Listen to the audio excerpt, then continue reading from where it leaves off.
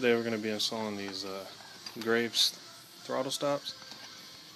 They come with nice little instructions. They're kind of they're a little difficult to follow, but once you get into it, it's not that bad. As you can see, I've already put two on. Holds them open. The other two are shut. That's the difference. It's actually a little bigger than I anticipated, but not too bad. As you see, they're for no 203, but typical Graves, real good quality, easy packaging, easy to install. Alright, so today, putting throttle stops on. As you see, I released all the gas tank, the seat, take off the air box, and these are the caps that you need to take off. There's a screw here, and there's one right at the bottom. What you do when you take those off, you're going to need a smaller screwdriver like this or so you can fit it in there. And they're pretty easy to break off. As you can see, I mean, that's a pretty tight fit there and on that side. And if you don't have a screwdriver small enough, I improvised and made a little, homemade little screwdriver, and it works perfect. As you see, this one here, these are hard to get to, but with the homemade screwdriver, I got all the clearance in the world. And they're not on super tight, so there you have it. Just a little like a bit sized head on there. Vice scrape it down and go to town. Also, one other thing I forgot to mention, if you look on the bottom here, the arrow, it needs to be pointing down when you install it back on. So I have it pointing down like this. There you go. Alright, we have the throttle stops on. Now for this little bitty old squirt right here, fuel pressure regulator. It's basically, like they said in the instructions, this little saucer looking thing here. And the screws you need to take out are right here on the back. This one here, as you can see, I have my homemade device on there.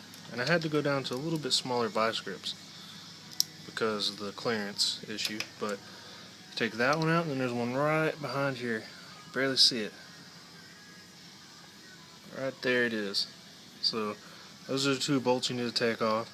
Your fuel line is on the bottom here, and this is your air line. So try not to disconnect the fuel line until you have to. Alright, so taking the screws out, it basically just pops off like this. Spring will come out. Just take both of them, set them to the side. Don't lose the spring. And when you look down in here, this is the vacuum slide. As you see, it moves. You're going to slide this all the way out, and it pops right off just like that. There's this rubber seal around it. It'll go around in this little groove. I don't know if you can see it very well, but there's a little groove here. That's where those go. Then you reach down here, get a throttle stop, and basically what you do is you turn this upside down like so, take your throttle stop,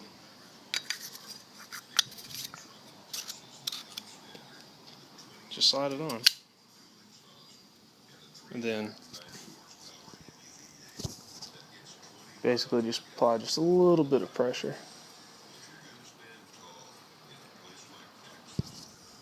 A little bit of pressure to where it's all sealed up against that rubber stopper there. And you flip this back over. Then you look here, you can see how that mouth, it looks like a little mouth or a ghost looking thing. If you look down in there, you'll see it only goes a certain way. So you gotta make sure you put it back in. Put it back in the right way. It should just slide right back in. And then, as you see, this one has one in it. I already did that one. And now this one, it won't close. That's exactly what you want. Then you just line this little rubber garment all the way around. Place your cap and you're done. Move on to your next one.